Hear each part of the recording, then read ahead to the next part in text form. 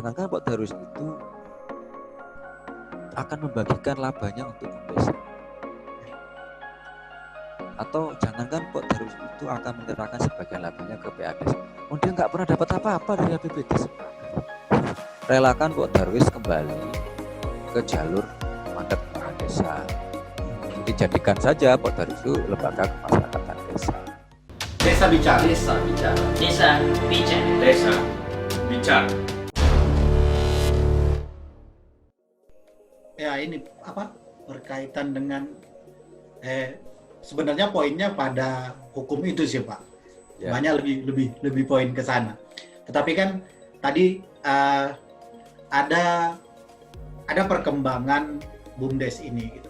Nah, BUMDes ini pun menjadi satu kekuatan baru dalam artian desa untuk mengelola sumber daya yang ada di desa begitu.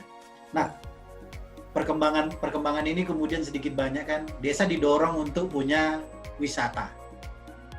Nah, tidak sedikit saya yakin friksi antara BUMDes dan Pak Darwisnya. Ya. Nah, bagaimana kemudian kita melihatnya agar kemudian sebenarnya BUMDes dan Pak Darwis ini itu merupakan bagian dari kelembagaan desa yang punya tujuan sama untuk meningkatkan PAD dan segala macam. Tetapi kemudian di lapangan masih kita temukan friksi antara ya ini soal bagaimana membagi jadi PAD dan segala macam. Ini gimana sih sebenarnya Pak kalau di lapangan? Nah, ini kan posisi institusionalisasi Pak Darwis itu sendiri. Saya sendiri pernah ikut diskusi terbatas antara salah satu direktorat di Kementerian Desa dengan Kementerian Pariwisata. Saya silakan Mas dari teman Kementerian Desa gitu untuk bahas Pak Darwis. Ya, saya habis keliling-keliling nih ke beberapa Pak Darwis dan desa. Ada yang kasus hampir somasi juga. Pak Darwis mau mensomasi Bu Desa. Luar biasa itu gara-gara ada satu kolam yang dibangun di dekat sumber air dan itu dianggap merugikan konservasi. Pak Darwis nggak terima. Sampai adu gembok tempat wisata. Wah, luar biasa itu. Saya datang ke sana ke Bu Desa. Saya coba dengar.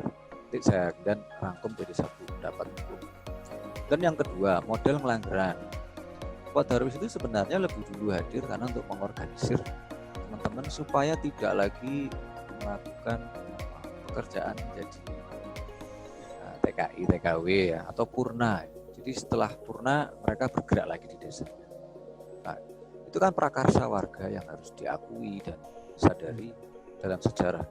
Plus juga disadari dalam konteks fakta sosialnya ada. Nah, Bu Desa hadir kemudian belakangan. Itu pun kalau teman-teman lihat agak detail, desa di Ngelanggeran itu awalnya geraknya di keuangan. Tapi itu hanya tempelan nama menurut saya. Karena kelompok perempuan di sana sebenarnya jauh lebih aktif, tapi supaya nggak kehilangan legitimasi kan dimasukkan Bu Desa, padahal struktur organisasinya, pola keuangannya, masa Bu Desa ada iuran? Kan nggak ada iuran. Nah, itu kami diskusi di Ngelanggeran. Nah, terus kemudian pengelolaan wisata. Perkembangan terakhir saya di Ngelanggeran itu menarik. Bu Desa buka akses dan ngurusi soal akses kredit untuk ke homestay. Pak Darwis yang lebih pengalaman dalam sejarah gerakannya dan secara faktual bagaimana membuat protokol homestay yang pas.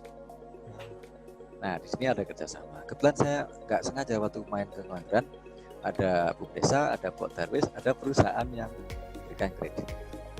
Nah, ini saya pola kolaborasi yang bagus ya. Hanya saja Bu Desanya masih tipis karena usahanya juga masih rintisan lagi, masih mencari bentuk kasusnya Ngelanggeran. Nah, jadi biarkan saja Pak Darwis bergerak apa adanya. Problemnya begini, Pak Darwis sendiri itu tidak bisa lepas dan masuk gitu loh sebagai sebagai institusi kemasyarakatan desa, atau bahasa gampangnya lembaga kemasyarakatan desa atau organisasi kemasyarakatan desa. Karena bagaimanapun Pak Darwis itu diciptakan oleh kekuasaan negara. Dalam hari ini proyek-proyek pemerintah. Ketika mereka tumbuh, beberapa lokasi dengan inisiatifnya, belum tentu Pak Darwis itu bisa mengakses APBDes. Jangankan Pak Darwis itu akan membagikan labanya untuk desa. Atau jangankan Pak Darwis itu akan menyerahkan sebagian labanya ke PADes. Oh, dia nggak pernah dapat apa-apa dari APBDes. Jadi terlalu jauh, ini akibat yang dibicarakan, tapi sebabnya hilang. Jadi menurut saya, kemudian saya cerita ke teman-teman di situ, baik Kementerian Desa maupun Kementerian, relakan Pak Darwis kembali ke jalur mandat Kementerian Desa. Jadi jadikan saja Pak Darwis itu lembaga kemasyarakatan desa. Bisa itu diatur di Pusdes. Tapi kan tidak bisa karena punya jaringan sendiri antara Pak Darwis dengan Kementerian Pariwisata. Kalau Kementerian Pariwisata lepas konteks hubungan dengan Pak Darwis kan dia nggak ada kerjaan lagi atau nggak ada kinerja yang diukur. Ya kecuali kayak Kementerian Desa begini ya. Meskipun nggak ngurusi uangnya dana desa secara langsung, uangnya juga nggak pernah kalau lewat Kementerian Desa. Tapi secara konteks kebijakan dia masih memainkan. Desa juga gitu, masih memainkan dan sebagainya. Jadi kesimpulan saya, tarik menarik antar organisasi kemasyarakatan desa dengan organisasi korporatis, kan ini semi korporatis. Ada yang prakaranya kuat kayak yang Langgeran, tetapi ada juga yang sekedar dibentuk dulu supaya dapat bantuan dari pemerintah juga ada loh. Nah, tapi itu manusiawi untuk gerakan-gerakan awal. Ini tinggal kolaborasi dengan desa agar lebih menekankan posisinya masing-masing. Kalau desa kuat di kebiayaan, aktivitas pariwisata bisa aja dikuatkan oleh desa. Pak Darwis yang menjalankan sesuai dengan pengalaman, kasih yang diperoleh semua. Tipe yang ketiga ya cuek. Pak Darwis ngelola apa, Desa ngelola apa, sama-sama sumber daya di situ kan. Ya. Kalau semuanya sadar, konflik itu akan semakin mengemuka, tapi dana desa memberi jalan keluar secara normatif. Di dalam dana desa itu, Desa diutamakan untuk mengelola sumber daya alam di desa, bukan Pak Darwis. Pasal ini jarang saya ungkapkan sebagai kalimat hukum pamungkas untuk mengurusi semuanya, karena kan panas suasananya.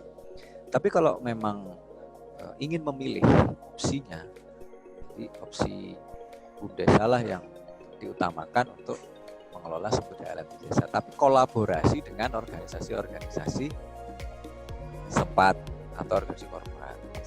Ini kompleks, jadi kita memandang hukum itu argumentasinya polisentris. Satu sisi Desa harus menghadapi organisasi bentukan-bentukan proyek di masa lalu, tapi organisasi proyek itu semacam Pak Darwis sudah bergerak sendiri sesuai naluri dan inisiatif warga. Kemudian Desa harus mengurusi peluang-peluang baru kredit, akses keuangan, tapi kemampuan untuk kerjasama dengan kelompok wisata yang lain mungkin baru tuh. Nah, ditambah dari sisi kekuasaan pemerintahan itu senang ternak proyek atau ternak lembaga gitu. Jadi ada proyek A ya lembaga A. Padahal spiritnya dana desa, gunakanlah institusi yang sudah ada di desa. Saya ya desa bicara itu. Maknanya desa berani membicarakan saatnya moratorium lembaga proyek yang dibentuk baru di desa. Jangan ada lagi lembaga. Ini banyak lembaga malah pusing itu ternak lembaga. Nanti kalau mau penelitian serius, berapa jumlah lembaga yang sudah di badan hukum privatkan di akte notarisan? Banyak.